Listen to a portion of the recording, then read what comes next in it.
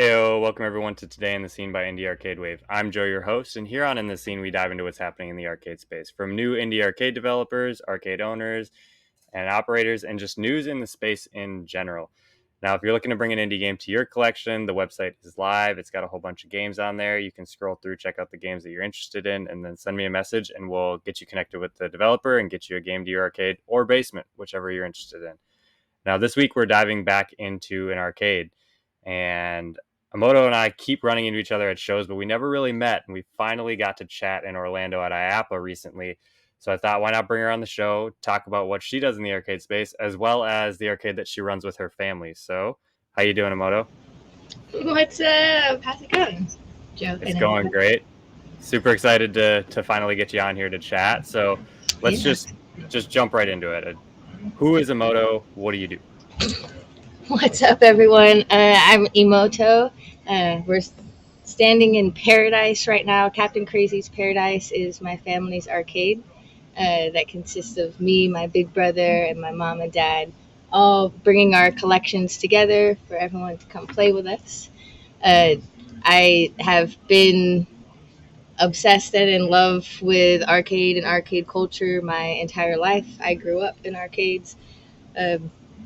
And through my journey as a traveling cinematographer and arcades making a big comeback in the early 2010s, I would go around and film other arcades, hyping up the culture, getting more people to start visiting their local arcades and supporting our communities.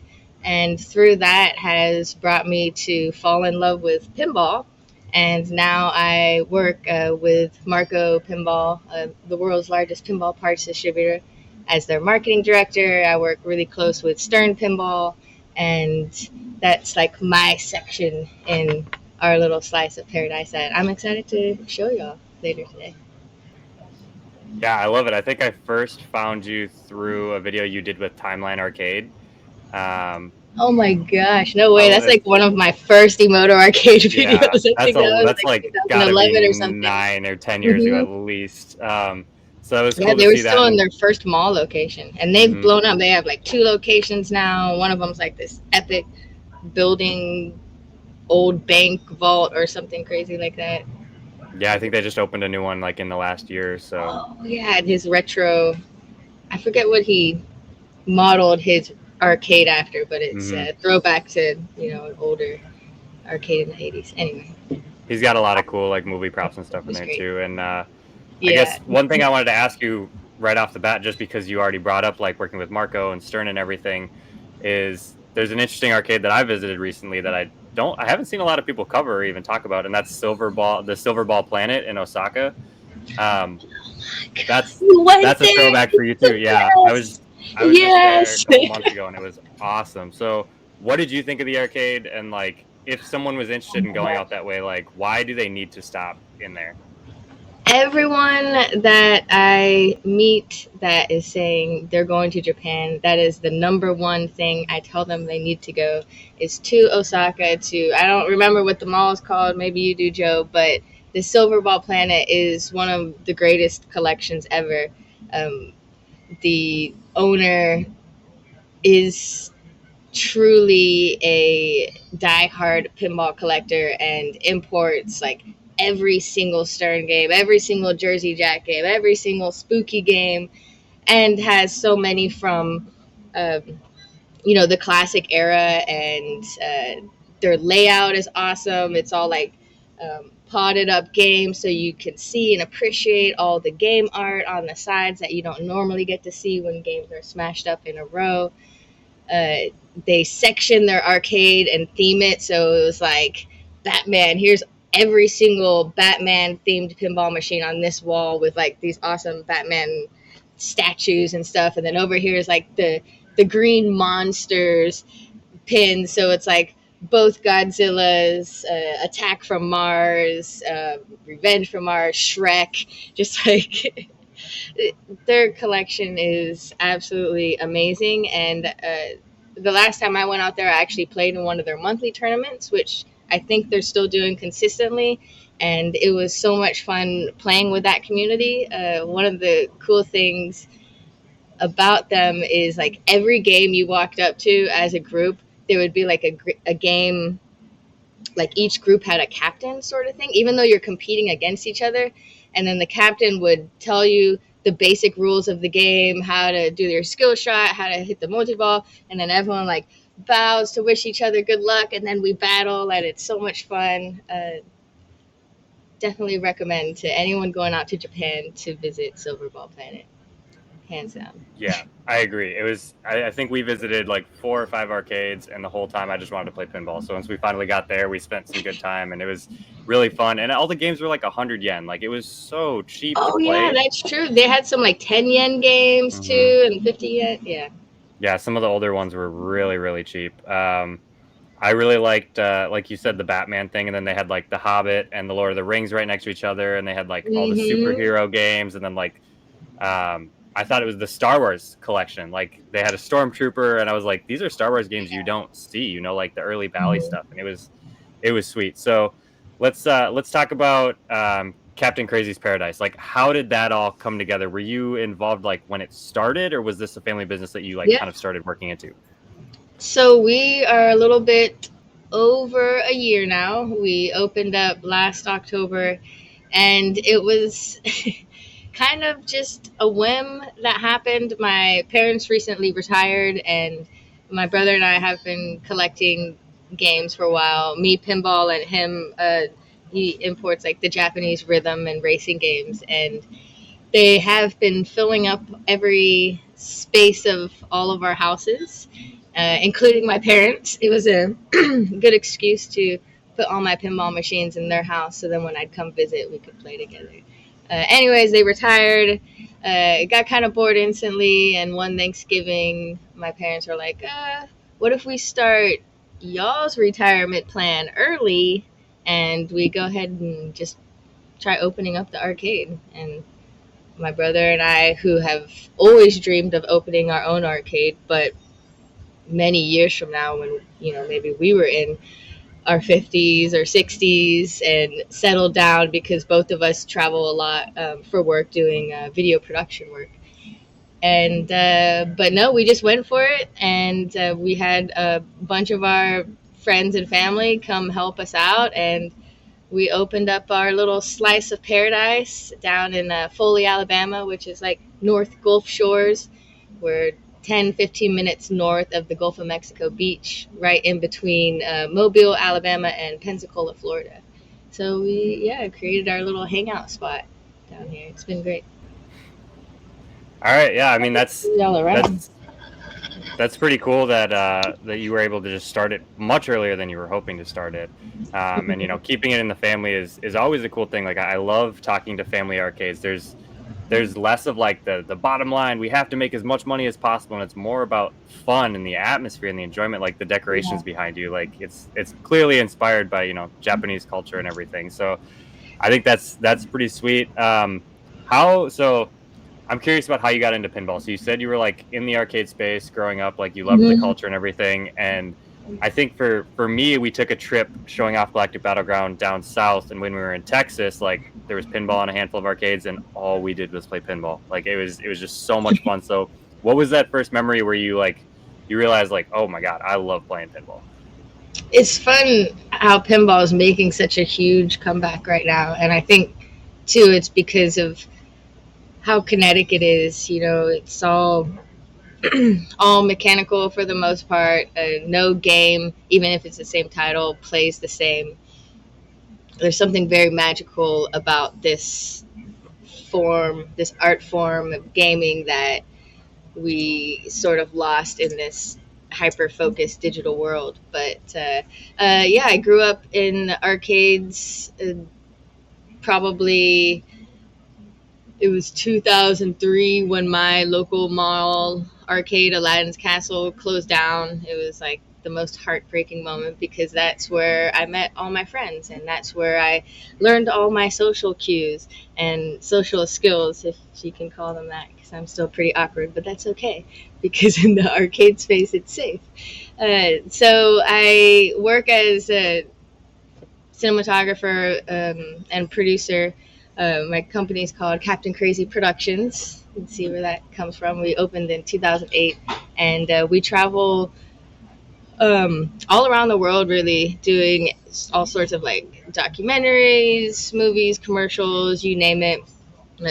As I was traveling, I started to find arcades um, becoming back into existence. It was like 2011. We were shooting a horror movie in Chicago, and we found on the map like a place for everyone in production to go hang out, and it was a new spot, newish spot that opened up called Galloping Ghost, which is now like one of the most legendary arcades ever. They have everything there. And when we went in 2011, they had everything there, and it was the most mind blowing experience. Uh, from that's when I was like, oh man, I need to start documenting these and letting people know that arcades are freaking back. And that's when I met Brandon at Timeline. I went and shot at his place. I went to TNT Amusements and shot with Todd Tuckey, um, Yestercades, and shot up there.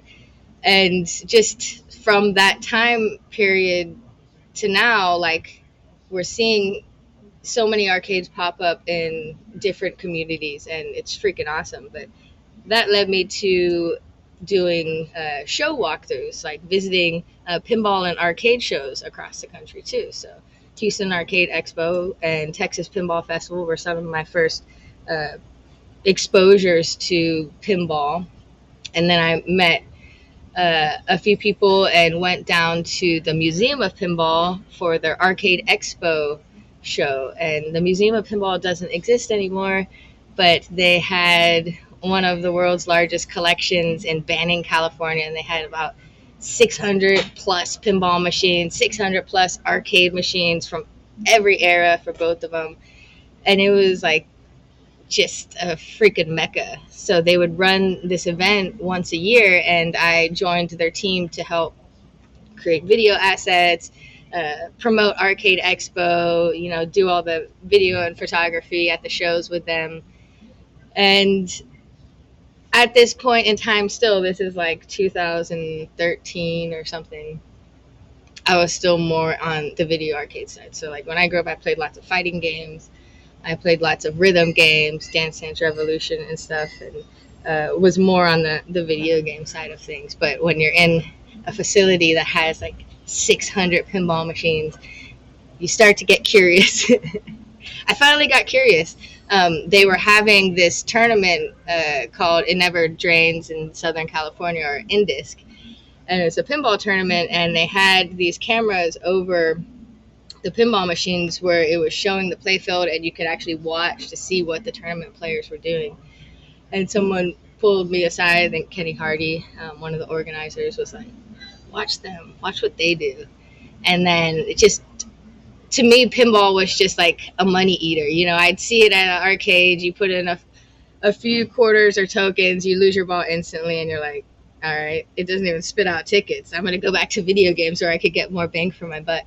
But then watching these players do these amazing things on this pinball machine and blow the scores up just really started sending me down that rabbit hole. And then, the people there took me and were like, hey, check out this game. This is Who Done It. This has a storyline. You're trying to find out who the murderer is. And I was like, you can do that in pinball? Like, there's storylines, there's rules, there's things to achieve in it. And that just opened up the doors for me, and I just completely fell in love with following the history of pinball, following individual like designers or artists of the games and the different titles that they've made over the years. And it's just, I just love it so much. It's one of the best gaming communities too. I wholeheartedly believe I love our pinball community, and it's just been really fun to grow and learn in it, to now where I'm able to start working on my own games, which pinball takes a lot of maintenance. So it's definitely a labor of love, but it's awesome. Yeah, I feel very similar about that. Like once you see these people like that are actually good at the game and are getting serious amount of points, you're like, how did they do that? How'd they get so good? Like, You can do oh that.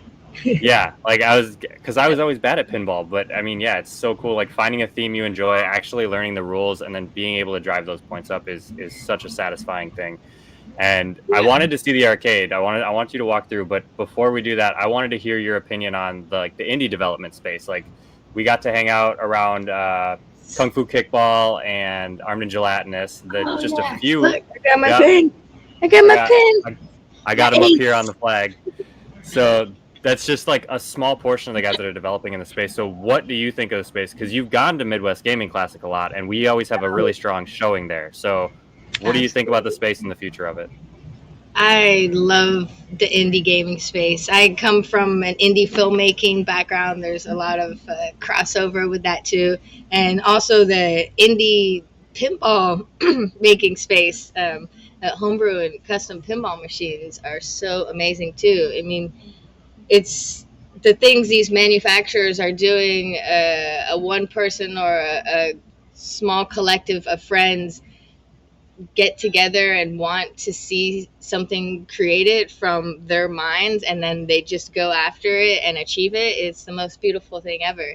And uh, watching indie arcade games grow over the years too has been really cool. I would always see new games that would come out at Galloping Ghost, and also Logan Arcade in Chicago would always do a great job of like bringing in uh, indie games there, and just going to all the different shows. So like playing Armed and Gelatless and your Galactic game, on the floor in these nice arcade cabinets.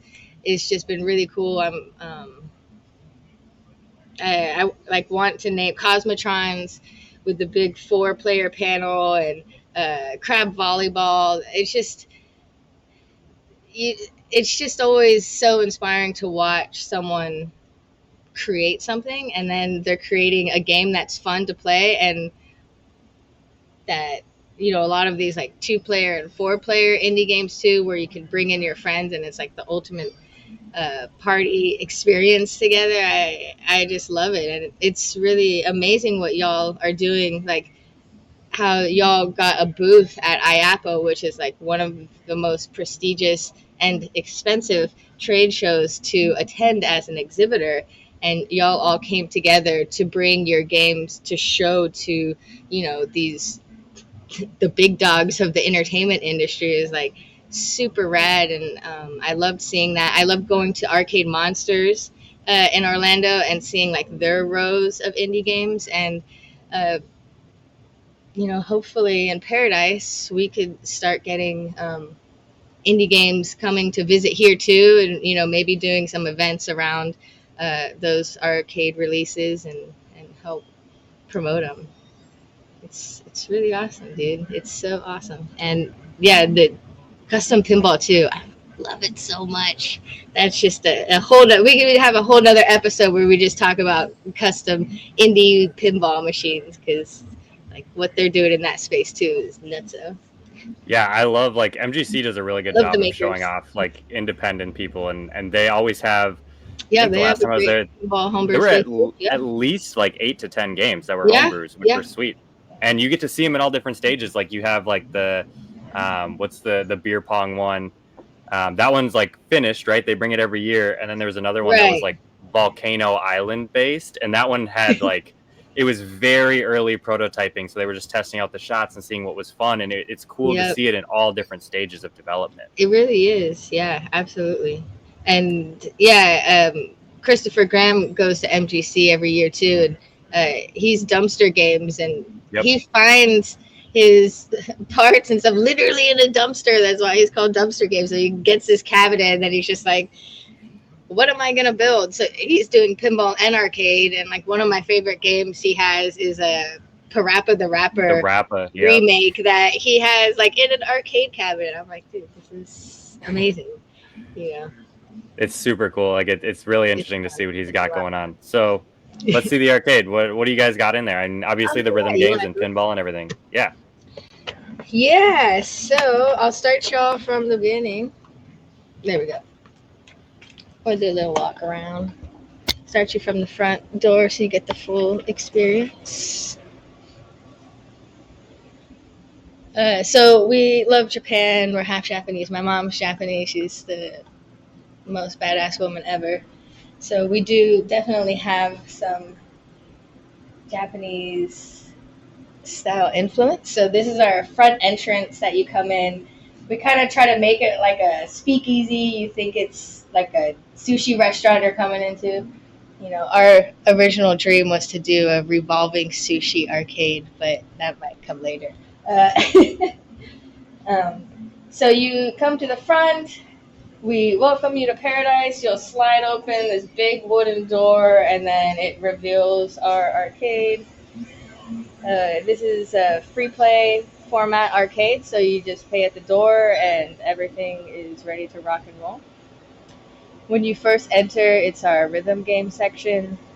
Like I said, my brother is a huge collector of rhythm games, and he's pretty awesome at them too. I'm not that good, but we're constantly cycling out these, and then also our racing game. So he's brought in Initial D, where you can scan your card and save your profile, and then Wing of Midnight, which is another kind of storyline racing game.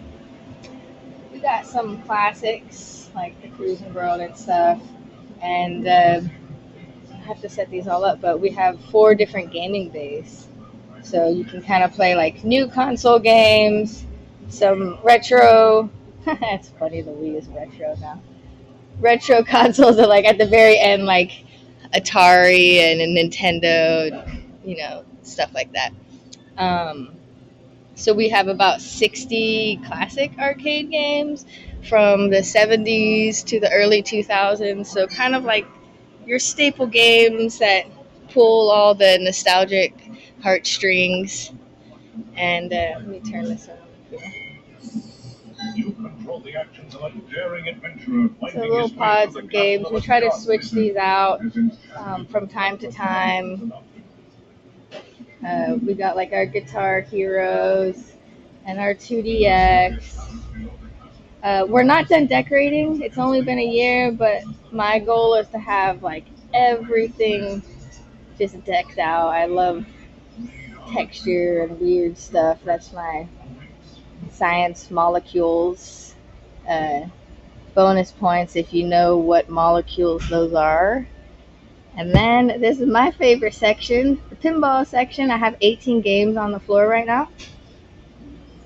And 13 of them in the back row all have the playfield cameras. So when we do tournaments or league, you can kind of stand back at the bar and still watch the gameplay. Like I was telling you earlier when I saw that at Arcade Expo, the Indus tournaments, I thought it was the coolest thing ever. So that was definitely a must-have for when we opened the arcade. I tried to keep a wide era of games, so I try to keep EMs and solid state games from back in the day, but also do have like the newer titles, like especially where Stern Army, we're insider connected, so you have the scoreboard, the leaderboard to chase those scores for. We also use iScored for all our other games too, which is dope. But yeah, these are all my babies. I just got Pulp Fiction not too long ago. That game's awesome. Jaws is amazing. I have my KFC chicken bucket, chum bucket mod that Don's Pinball Podcast made and was like dropping around shows, pinball shows. You gotta have to find them like an Easter egg. This is my famed sticker wall that I did put on plexiglass, so when it gets completely filled up, I can take it down and save it and put a new wall up. But I encourage everyone to always come here and slap your arcade podcast Twitch channel on here, and then we also kind of have a little like make your own sticker, and that's fun. I love it. This is my awesome bride of Pinbot that was commissioned by one of our awesome tournament players, Neil Cox. She is awesome, and our bar in the back. My mom's down there doing drink inventory right now. But we have a bar. We serve all sorts of beer, wine, sake, soju, and then have kind of like your general bar food like chocobo nuggets and Yoshi tongues and Bowser hammers. You know, the staples that every bar has, right? And the must-haves, man. Uh, yeah, it's fun farming Yoshis for their tongues. It's so delicious. It's just bacon. But yeah, this is our spot. This is our little slice of paradise. We do monthly pinball tournaments. We do on occasion rhythm game tournaments. You know, we have a pinball league that meets every other week, and it's just been really fun building up and supporting the gaming community in the Gulf Coast. You know, um, we're happy to be here, and it's still a lot more to grow and do, but it's been an exciting journey for sure. Yeah, I love the layout. Yo, I think it's so cool, like having we a good ran out of mixture of like space the rhythm. instantly. That's I mean, good problem to have, I guess, kind of.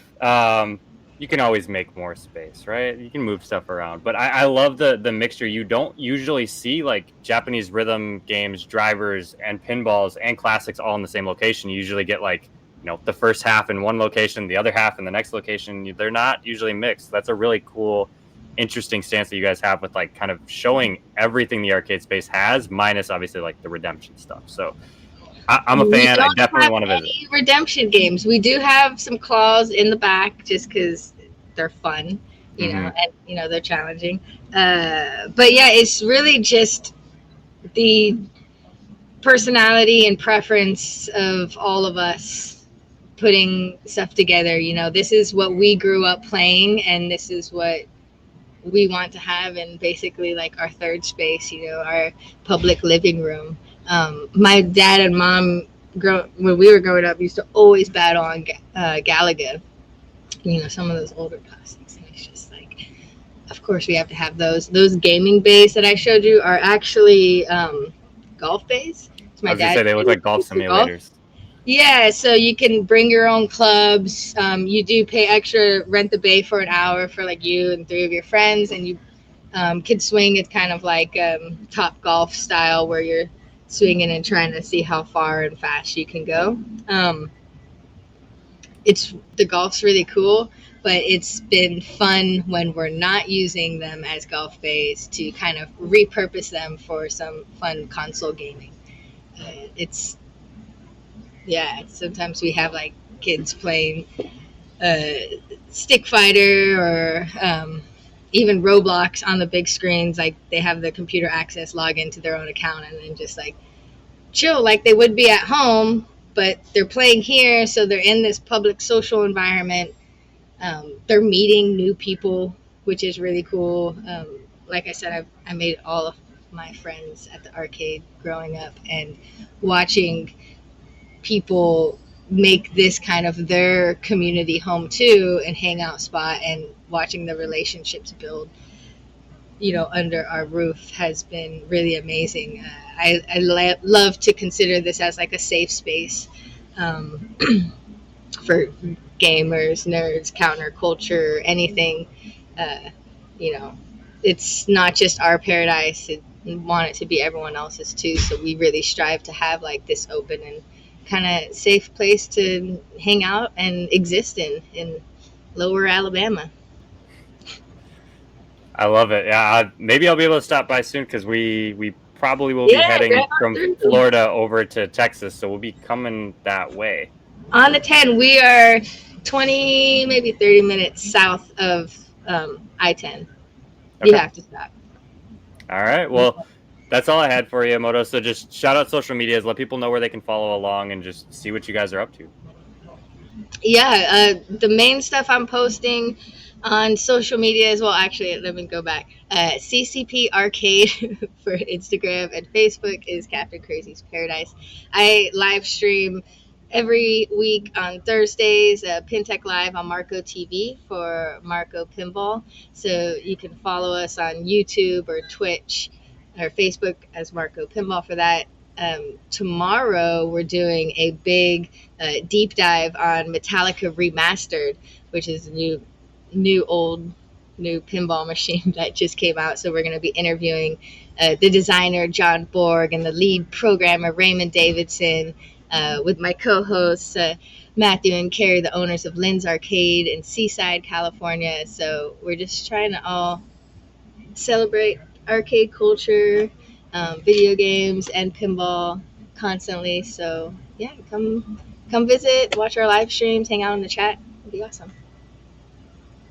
Oh, and see us at pinball shows. That's the thing too. Like, so when I'm not here at the arcade, I travel to several different pinball and arcade shows throughout the year, maybe 10 to 12 of them. And we either set up a booth where we're showing our pinball parts and the new latest and greatest Stern games.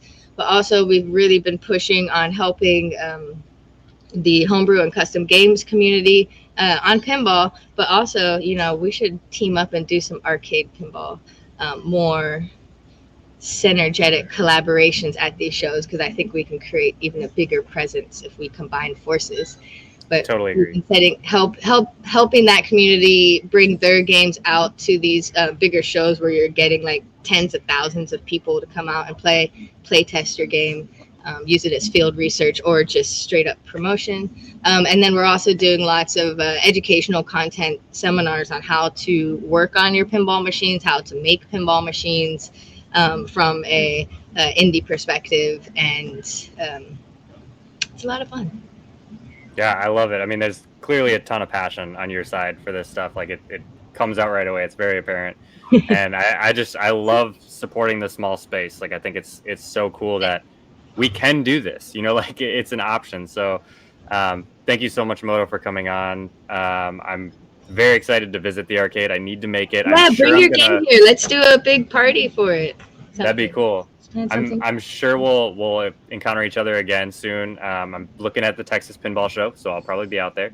But yeah, for anyone that's still watching, don't forget to like, share, and subscribe. It helps us a ton. The way we'll continue to grow, we can all ride it together. The t-shirts are available for sale on galacticbattleground.com and Indie Arcade Wave, as well as the website's live. So if you're looking for a new indie, that's where you can find it. Food Fight is right around the corner too. So don't miss out on picking these cabinets up. But until next time, peace. I need them.